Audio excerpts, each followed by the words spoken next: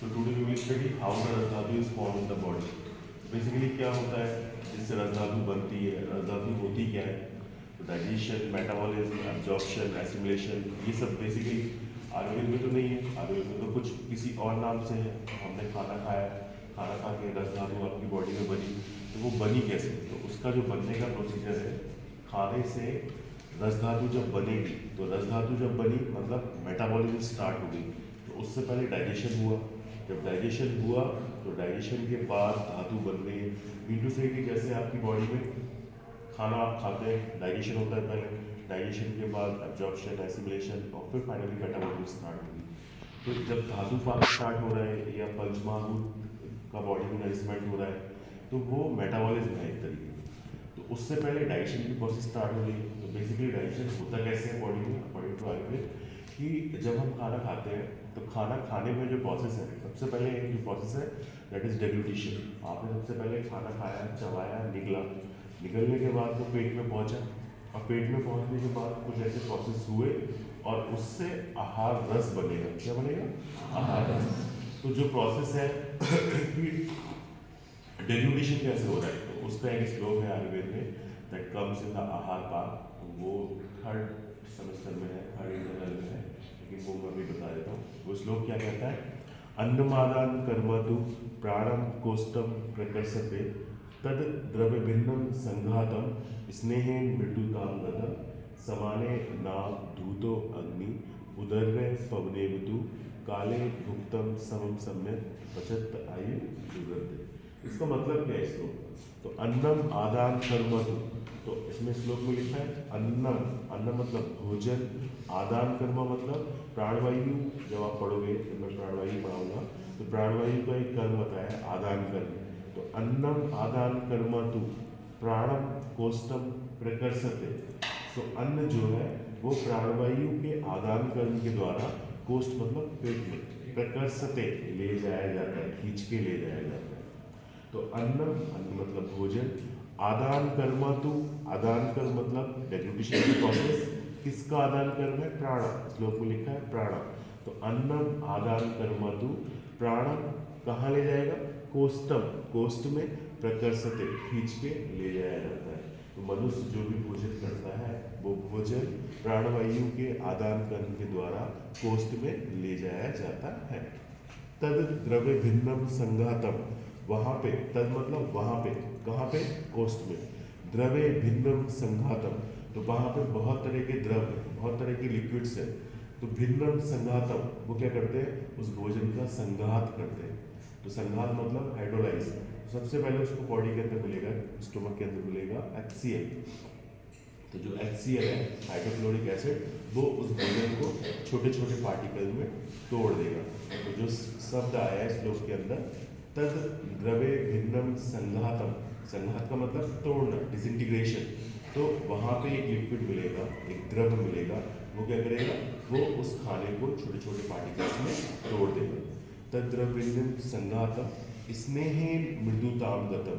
दूसरा शब्द भी आया है स्नेहेन मृदुताम गतम। तो वहाँ, वहाँ मतलब कोष्ठ में। तो कोष्ठ में उसको एक लिक्विड मिला, उस लिक्विड का नाम था HCl। उसने क्या किया?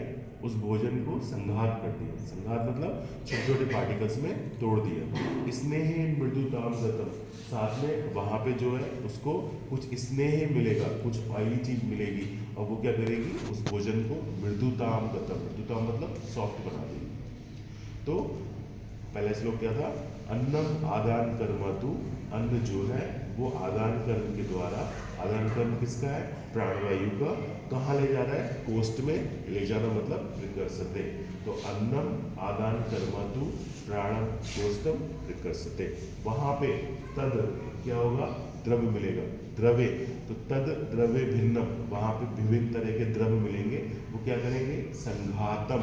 संघातम का मतलब डिसइंटीग्रेशन, उस माइक्रो पार्टिकल्स को छोटे छोटे पार्टिकल्स में तोड़ देंगे। स्नेहेन मृदुताम गतम, साथ में एक स्नेहन भी मिलेगा, एक ऑयली चीज भी मिलेगी, और वो उस भोजन को सॉफ्ट कर देगी। इसको हम कैसे समझेंगे? कि सपोज एक रोटी है, उस रोटी को आपने 2 घंटे दूध में भिगो के रख दिया, तो दूध में भिगोने के बाद वो कैसी हो जाएगी? सॉफ्ट और दुगदी सी। उसके बाद ऐसे भी करोगे ना तो वो घुल जाएगी पानी के अंदर, राइट? तो ऐसे ही जो आपका भोजन है वो भोजन जब पेट में पहुंचता है, कैसे पहुंचता है? प्राणवायु के आदान प्रदान के द्वारा, by the deglutition process it will reach in the stomach. Stomach में जाने के बाद दो मेन चेंज होंगे, एक मिलेगा म्यूकस, दूसरा मिलेगा हाइड्रोक्लोरिक एसिड। तो जो हाइड्रोक्लोरिक एसिड है वो उस भोजन का डिसइंटीग्रेशन कर देगा, उस भोजन को छोटे छोटे पार्टिकल्स में तोड़ देगा। दूसरा जो मिलेगा वो क्या मिलेगा? म्यूकस। म्यूकस क्या करेगा? वो उस भोजन को सॉफ्ट कर देगा। तो एक बड़ी चीज़ थी, पहले छोटे छोटे टुकड़ों में टूट गई और छोटे छोटे टुकड़ों में टूटने के बाद उसको किसी लिक्विड में डुबो के रख दिया, तो सोचो कितने माइक्रो पार्टिकल्स हो जाएंगे उसके। तो जो आपका भोजन था वो प्राणवायु के आदान प्रदान के द्वारा कोष्ठ में पहुंचा, और कोष्ठ में पहुंचने के बाद उसको दो तरीके के द्रव मिले, एक ने उसको छोटे छोटे पार्टिकल में तोड़ दिया और दूसरे ने उसको क्या किया कि सॉफ्ट कर दिया। सॉफ्ट मतलब मृदु कर दिया। तो दैट इज स्नेह मृदुताम गतम। स्नेह मतलब ऑयली, मृदुताम मतलब सॉफ्ट, गतम मतलब हो जाता है।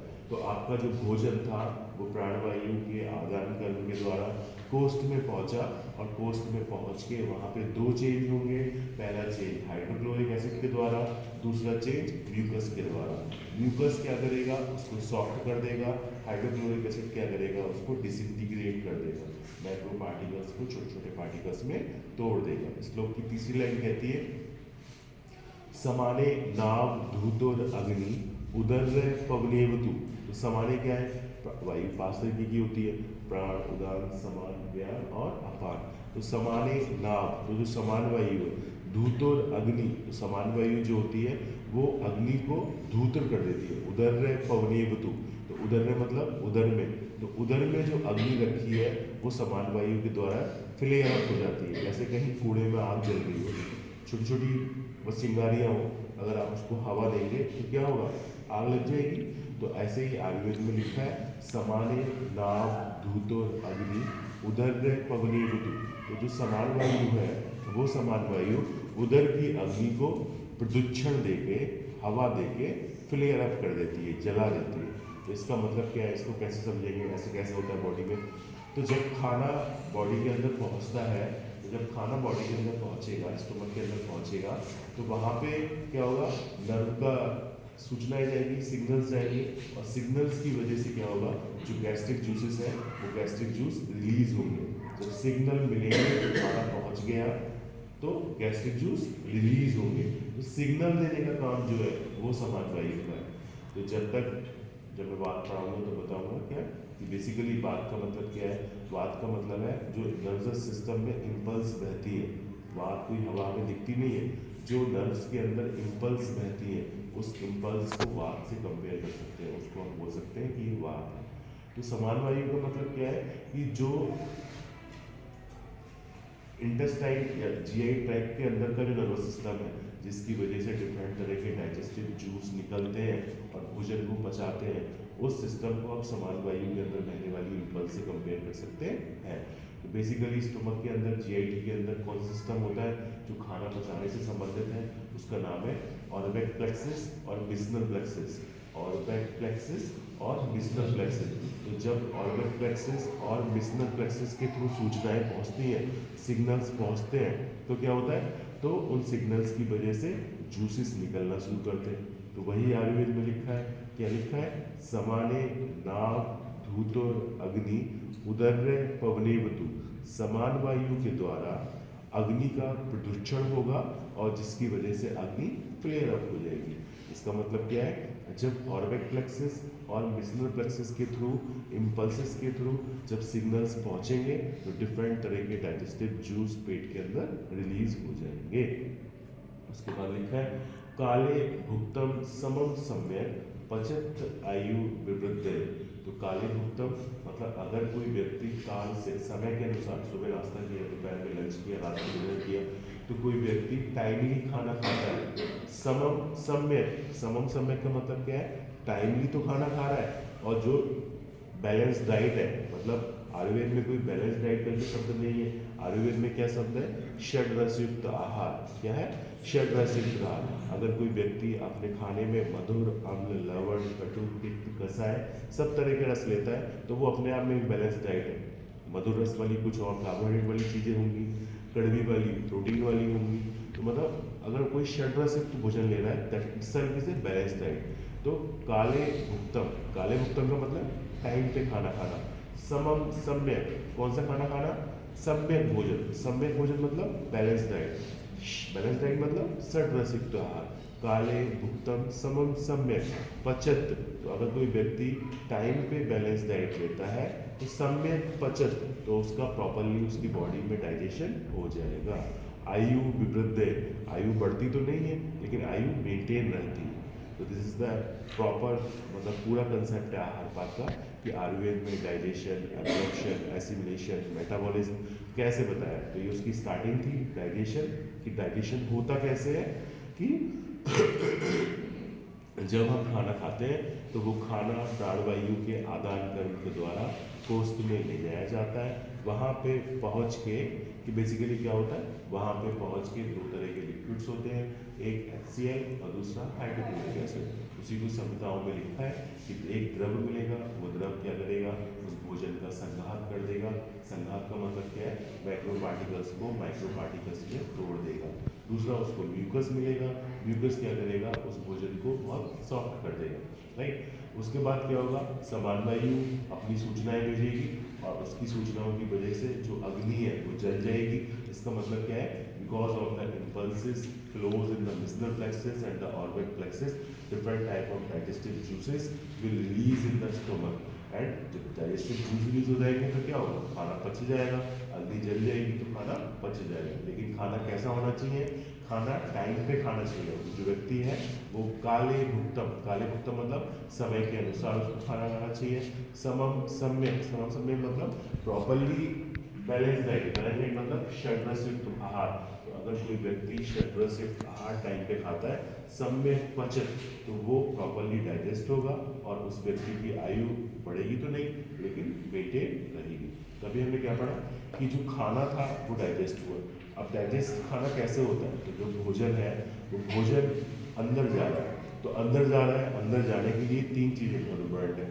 पहली चीज़ प्राणवायु के आदान प्रदान के द्वारा वो स्टोमक में ले जाएगा। स्टोमक में क्या है, स्टोमक में दो दोष मिलेंगे, एक मिलेगा वात और एक मिलेगा कफ और दूसरा मिलेगा पित्त। तो कफ कौन सा है, क्लेदक कफ। कौन सा कफ, क्लेदक कफ। तो जो हम म्यूकस की बात कर रहे थे कि वहाँ पे एक सॉफ्ट सा पदार्थ है जो उसको सॉफ्ट कर देगा, स्नेहेन मृदुतांगतम। तो जो स्नेहेन शब्द आया है वो किसके लिए आया है, क्लेदक कफ के लिए। किसके लिए आया है, क्लेदक कफ के लिए। तो प्राणवायु का रोल क्या था, खाने को अंदर ले जाना। कहाँ अंदर ले जाना, स्टोमक में। जब खाना स्टोमक में पहुंच गया तो वहाँ पे क्या मिलेगा उसको, क्लेदक कफ। क्लेदक कफ क्या करेगा, उस भोजन को सॉफ्ट कर देगा। दूसरा मिलेगा पाचक पित्त। अब भोजन सॉफ्ट हो गया तो उस पर पाचक पित्त काम करेगा और पाचक पित्त काम करने की वजह से फाइनली आपकी बॉडी में क्या बन जाएगा, आहार रस। रस धातु नहीं, क्या बन जाएगा, आहार रस। तो सबसे पहले प्राणवायु के द्वारा खाना अंदर गया, कहाँ गया, कोष्ठ में। फिर उस पर दो दोषों ने काम किया, एक पाचक पित्त और दूसरी क्लेदक कफ। क्लेदक कफ की वजह से भोजन सॉफ्ट हो गया, पाचक पित्त की वजह से भोजन का डाइजेशन हो गया और अब हमारे पास बनेगा आहार रस। तो साथ में दो चीज़ें बनेंगी, एक बनेगा सार भाग और दूसरा बनेगा किट्ट भाग। तो आहार रस मतलब सार भाग और किट्ट मतलब गंदा वाला भाग, पूरी स्मल। तो एक तो अच्छा वाला पोर्शन और एक गंदा वाला पोर्शन। तो जो गंदा वाला पोर्शन था उसको आप क्या बोलेंगे, उसको आप बोलेंगे पूरी मतलब मल, स्टूल, फीसिस। और जो अच्छा वाला पोर्शन था दैट वाज आहार रस। अब क्या होता है बेसिकली, इस आहार रस पे, जो आहार रस बनेगा, इस आहार रस पे आपकी बॉडी पे धात्वग्नि और पंचभूताग्नि काम करती है। जाठरनी ने कहाँ काम किया, भोजन को पचा के आहार रस बनाने में।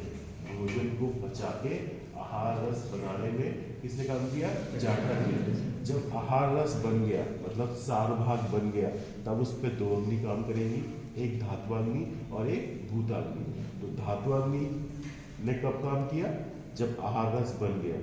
भूताग्नि ने कब काम किया, जब आहार रस बन गया। जाठरनी ने कब काम किया, आहार रस बनने से पहले, आहार से आहार रस बनाने के लिए जाठरनी ने काम किया। तो आपकी बॉडी में तीन तरह की अग्नि होती है, एक जाठरग्नि, एक धात्वाग्नि और दूसरी भूताग्नि। दूसरा मल्टीपल चॉइस क्वेश्चन, अग्नि 13 तरीके की भी होती है। 13 तरीके कौन से, 7 तरह की धात्वाग्नि 5 तरह की भूता अग्नि, 7 और 5 12 और 1 4 तो ये 13 तरीके की अग्नि या फिर 3 तरीके की अग्नि जो आपकी बॉडी में डाइजेशन, एब्जॉर्प्शन, एसिमिलेशन, मेटाबॉलिज्म सब कुछ करती है। तो आहार से आहार रस बनने तक की प्रोसेस है, दैट वाज डाइजेशन। आहार रस से रस धातु मतलब साधु धातु है, ये बॉडी के अंदर, बॉडी किससे मिलकर बनी हुई है? पंच महाभूत से। तो आहार रस से बॉडी का जो पंच महाभूत है उसको नरिशमेंट मिल रहा है, तो that comes in the metabolism. तो आहार से आहार रस बनना, सार भाग बनना और किट भाग बनना, दैट वाज डाइजेशन। उस सार भाग और किट भाग से फाइनली धातु का और पंच महाभूत का नरिशमेंट होना, दैट वाज मेटाबॉलिज्म। तो डाइजेशन की डेफिनेशन क्या है? डाइजेशन की डेफिनेशन ये है कि डाइजेशन एक ऐसा प्रोसेस है जिसमें माइक्रो पार्टिकल्स जो होते हैं फूड के, छोटे छोटे माइक्रो पार्टिकल्स में टूट जाते हैं और फाइनली एब्जॉर्प्शन के लिए या बॉडी में एसिमिलेशन के लिए तैयार हो जाते हैं। डाइजेशन एक ऐसा प्रोसेस है जिसमें बड़े बड़े जो माइक्रो पार्टिकल्स हैं वो छोटे छोटे माइक्रो पार्टिकल्स में टूट जाते हैं और टूटने के बाद अपने आप को इस तरह से तैयार करते हैं कि वो बॉडी में एसिमिलेशन मतलब बॉडी के जैसे बनने के लिए तैयार है, दैट इज डाइजेशन। मेटाबॉलिज्म कि वो बॉडी के अंदर घुस गए, बॉडी के पार्टिकल्स बन गए। जैसे आई विल गिव एग्जांपल कि आपने दाल खाई, दाल के अंदर प्रोटीन्स था, तो प्रोटीन्स जो है वो अमीनो एसिड में टूटा। फाइनली अमीनो एसिड प्रोटीन्स के लास्ट प्रोडक्ट है, सार भाग है। अब उस अमीनो एसिड्स का मसल्स की प्रोटीन के अंदर जाके जमा हो जाना, फिर आपकी ट्राइसेप्स बाइसेप्स दिख रही है, तो दैट इज बिकॉज ऑफ दाल। दाल के अंदर जो प्रोटीन था उसी की वजह से दिख रही है ना। तो आपने जो डाइजेशन किया, आपने जो प्रोटीन खाई, दाल खाई, उस दाल से अमीनो एसिड बने, that was up to digestion. वो अमीनो एसिड आपकी बॉडी में जहाँ जहाँ प्रोटीन की जरूरत है वहाँ वहाँ डिपोजिट हो गए, बॉडी के अनुसार चेंज हो गए, दैट इज मेटाबॉलिज्म। ठीक है, जैसे मेटाबॉलिज्म 2 तरीके की होती है, एनाबॉलिज्म और एक कैटाबॉलिज्म। एनाबॉलिज्म मतलब अपने से टिश्यू का बनना, कैटाबॉलिज्म मतलब टूटना। तो आपने दाल खाई, दाल से अमीनो एसिड्स बने, that was example for digestion. Amino acids body के अंदर जाके क्या हुआ कि जो बॉडी की मसल्स है या जहाँ कहीं भी बॉडी को प्रोटीन चाहिए उन हिस्सों में जाके डिपॉजिट हो गया, दैट वाज मेटाबॉलिज्म। ठीक है, तो आहार से आहार रस बना, तो आहार रस बनने तक की जो प्रोसेस है दैट वाज डाइजेशन। आहार रस बन गया, आहार रस से धातु और बॉडी के अंदर जो पंचमहाभूत है उनको पोषण मिल रहा है, दैट इज मेटाबॉलिज्म। ठीक है, तो जब आहार रस बन जाता है तो बॉडी के अंदर 2 तरह की अग्नियाँ काम करती हैं, एक धातु अग्नि और दूसरी भूता अग्नि। जो धातु अग्नि होती है वो 7 तरह की धातु अग्नि है, एक रस धातु अग्नि, रक्त धातु अग्नि, मांस धातु अग्नि, मेद धातु अग्नि, अस्थि धातु अग्नि, मज्जा धातु अग्नि और सुख धातु अग्नि। तो रस, रक्त, मांस, मेद, अस्थि, मज्जा, सुख, ये रेस्पेक्टिवली धातु अग्नि। ये कैसे काम करती हैं आपकी बॉडी में, इसको समझने के लिए आयुर्वेद में 4 तरह के सिद्धांत बताए हैं, प्रिंसिपल्स बताए हैं, जिनको हम धातु पोषण न्याय कहते हैं। क्या कहते हैं? धातु पोषण न्याय। तो ये धात्वा अग्नि आपकी बॉडी में कैसे काम करती है, किस तरीके से काम करती है, तो उसको समझने के लिए जो आयुर्वेद में कंसेप्ट है, that concept is known as dhatu poshan न्याय। धातु पोषण न्याय 4 तरीके के हैं। पहला क्षीरदधि न्याय, दूसरा केदारी कुल्य न्याय, तीसरा खलेकापूत न्याय, चौथा एक काल धातु पोषण न्याय। हाँ, तो व्हाट इज धातु पोषण न्याय? धात्वाग्नि आहार रस पे किस तरीके से काम करके रेस्पेक्टेड धातुओं को बनाती है, ये जो प्रिंसिपल है, ये जो सिद्धांत है, उसी सिद्धांत को धातु पोषण सिद्धांत कहते हैं। धात्वाग्नि आहार रस पे काम करके किस प्रकार आपकी बॉडी में 7 धातुओं का नरिशमेंट करती हैं, उनका जो तरीका है काम करने का, उसी प्रोसेस को आप धातु पोषण न्याय कहते हैं। आयुर्वेद में 4 तरीके के धातु पोषण न्याय बताए हैं, क्षीरदधि न्याय, केदारी कुल्य न्याय, खलेकापूत न्याय और एक काल धातु पोषण न्याय। तो मेटाबॉलिज्म में एक तो करेगी धात्वाग्नि काम, दूसरा करेगी पंचभूताग्नि काम। तो जैसे धात्वाग्नि 7 होती है, पंचभूताग्नि 5 होती है, पृथ्वी अग्नि, अप अग्नि, वायु अग्नि, आकाश अग्नि और तेजो अग्नि। पृथ्वी अग्नि क्या करती है? पृथ्वी अग्नि जैसे आपने आहार खाया, आहार से आहार रस बना। एग्जाम्पल आ रही है कि आपने दूध पिया, दूध is a very good source of calcium. तो दूध के अंदर जो कैल्शियम है और बोन्स के अंदर जो कैल्शियम है वो आहार रस के अंदर सब कुछ है। आपने दूध पिया, ओ खड़ा हो जाए, स्टैंड अप। आपने दूध पिया, दूध के अंदर कैल्शियम है बहुत सारा, तो आहार रस जो है जैसा खाना खाओगे वैसी तो बॉडी बनेगी। तो सब कुछ किस पे डिपेंड है? फूड पे। तो आपने दूध पिया तो दूध के अंदर बहुत सारा कैल्शियम है, उससे जो आहार रस बना उस आहार रस के अंदर भी बहुत सारा कैल्शियम है, और आपकी हड्डियों के अंदर भी कैल्शियम है। तो वो जो आहार रस के अंदर कैल्शियम था वो भी कैल्शियम था, हड्डियों के अंदर जो कैल्शियम है वो भी कैल्शियम है। लेकिन क्या हम दूध से हड्डियों को नहलाएंगे तो क्या वो कैल्शियम डिपॉजिट हो जाएगा? नहीं, बोथ आर सेम, लेकिन वो उनकी जो फॉर्म्स है वो फॉर्म्स डिफरेंट है, दैट इज हिट्रोजिनस फॉर्म।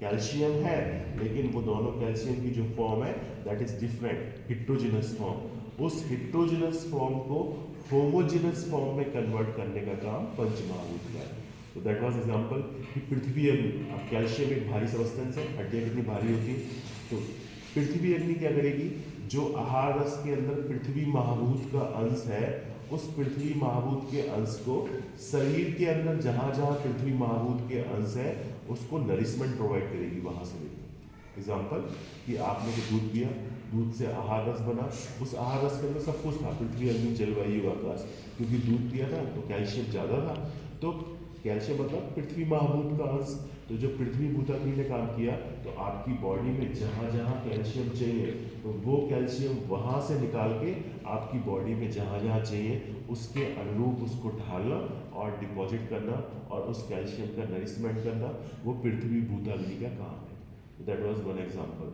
तो ऐसे ही हम जल की बात करें, है ना, तो जो वाटरी पोर्शन है आपकी बॉडी के अंदर, जो लिक्विड्स है, वाटर्स है, तो वाटर तो सब जगह है। आइस के अंदर विस्कल ह्यूमर है, उसके अंदर भी वाटर है। ब्रेन के अंदर CSF है, उसके अंदर भी वाटर है।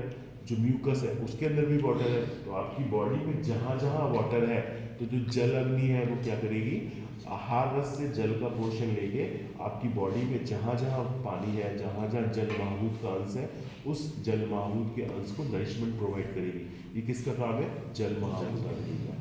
पृथ्वी महाभूत अग्नि का ये काम था कि जो पृथ्वी महाभूत के अंश है उसको बॉडी के अंदर जहाँ जहाँ पृथ्वी महाभूत है वहाँ वहाँ उसको नरिश करना।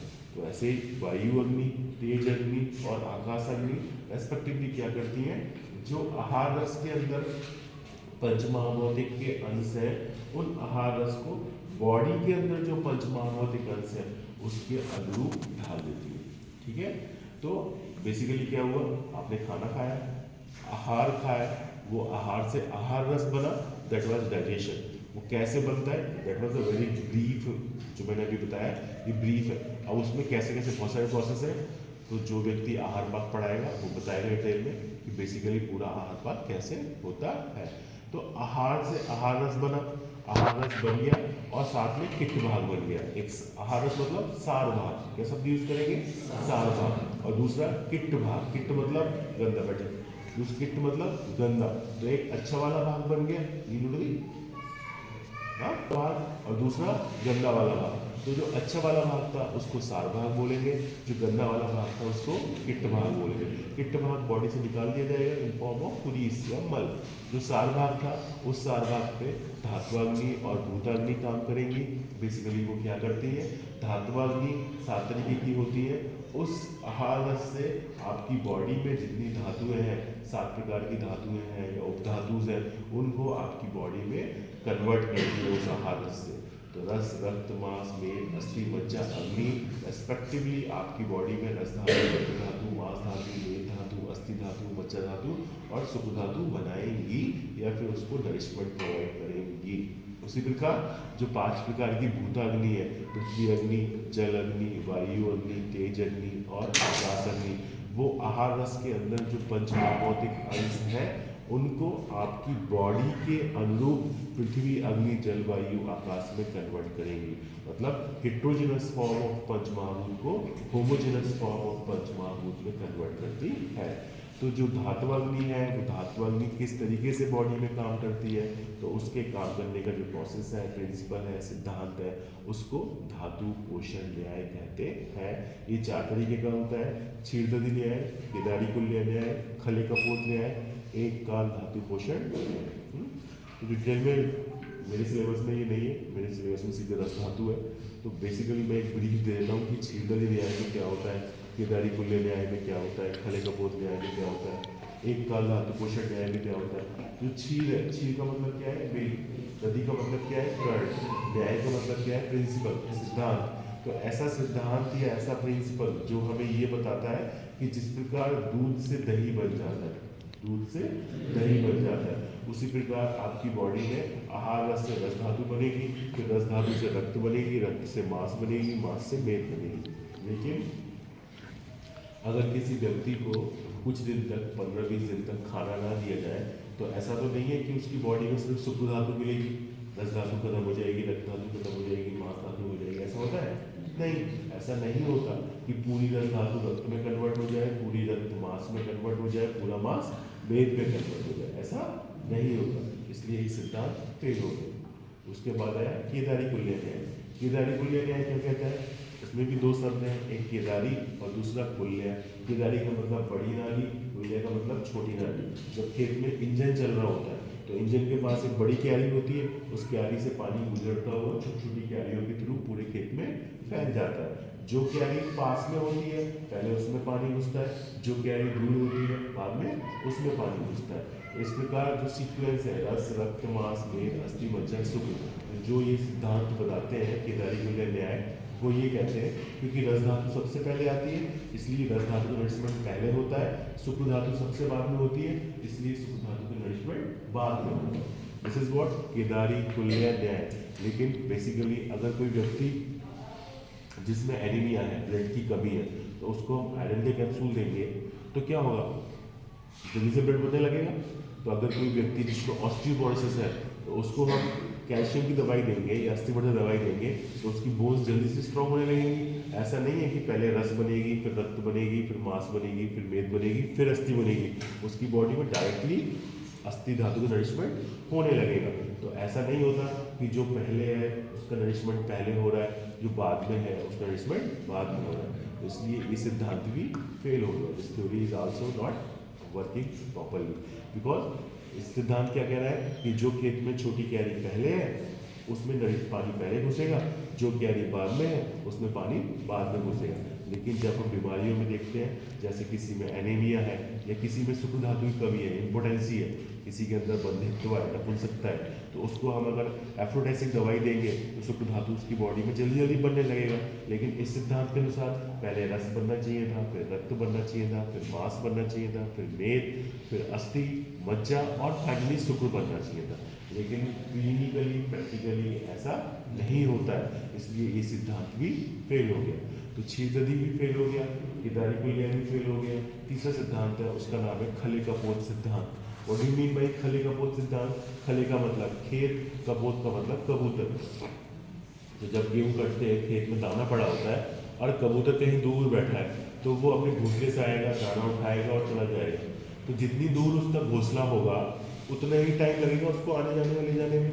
अगर पास ही में पेड़ है, उसका घोंसला पास में है तो आया, ले गया, खा गया। दूर है तो वो दूर से आएगा, ले जाएगा, खाएगा, राइट। तो इसी प्रकार क्या होता है आपकी बॉडी में जो रस धातु है वो सबसे पहले है इसलिए उसका नरिशमेंट पहले हो जाना चाहिए। शुक्र धातु है वो सबसे लास्ट में, उसका नरिशमेंट सबसे बाद में होना चाहिए। लेकिन प्रैक्टिकली ऐसा देखने को नहीं मिलता है, इसलिए ये थ्योरी भी, ये सिद्धांत भी फेल है। जो पास कहते हैं तो जो चौथा सिद्धांत है उसका नाम है एक काल धातु पोषण न्याय। एक काल धातु पोषण न्याय वो किसने दिया? वो एक आयुर्वेद के विद्वान थे, सारंगधर। क्या नाम था? सारंगधर। उन्होंने दिया एक काल धातु पोषण न्याय। वो क्या कहता है? वो कहता है एक मतलब सिंगल, काल मतलब टाइम, धातु पोषण न्याय मतलब एक सिंगल समय में ही, एक पर्टिकुलर यूनिट ऑफ टाइम में ही सारी धातुएं एक साथ काम करती हैं और अपने अपने रेस्पेक्टिव पोर्शन को ले लेती है। जैसे आहार रस था, उस आहार रस के अंदर कुछ रस धातु के भी अंश होंगे, कुछ रक्त धातु के भी होंगे, कुछ मांस के भी होंगे, कुछ मेद के भी होंगे, कुछ अस्थि के भी होंगे, कुछ मज्जा के भी होंगे और कुछ शुक्र के भी होंगे। ये 7 धातु है, 7 धातुअग्नि है और इन 7 धातुअग्नि ने एक साथ काम किया। ये वाली सपोज रस को ले रही है, ये रक्त को ले रही है, ये मांस को ले रही है, ये मेद को, ये अस्थि को, ये मज्जा को और शुक्र को। तो वो जो 7 धातुअग्नि है वो with in a single unit of time आहार रस पे काम करती है और उस सिंगल यूनिट ऑफ टाइम में अपनी अपनी धातुओं को प्रॉपरली नरिश करती है। तो ये सिद्धांत वैलिड है, मान्य है, एक्सेप्टेबल है। कौन सा? एक काल धातु पोषण न्याय।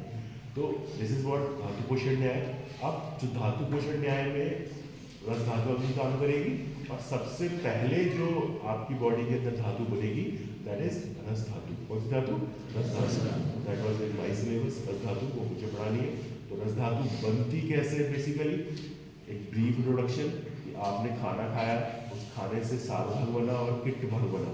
सार भाग बनना और किट भाग बनना दैट इज डाइजेशन। उस सार भाग पे धातुअग्नि और भूताग्नि काम करेंगी दैट इज मेटाबॉलिज्म। उस धातुअग्नि कैसे काम करती है? दैट इज धातु पोषण सिद्धांत, जो कि 4 तरीके के हैं: क्षीरदरी, केदारी कुल्य, खले कपोत और एक काल धातु पोषण न्याय। इन चारों में से एक्सेप्टेबल कौन सा है? एक काल धातु पोषण न्याय। और रस धातु अग्नि के काम करने की वजह से जो सिलेबस में मुझे पढ़ाना है दैट इज रस धातु। समझ आया?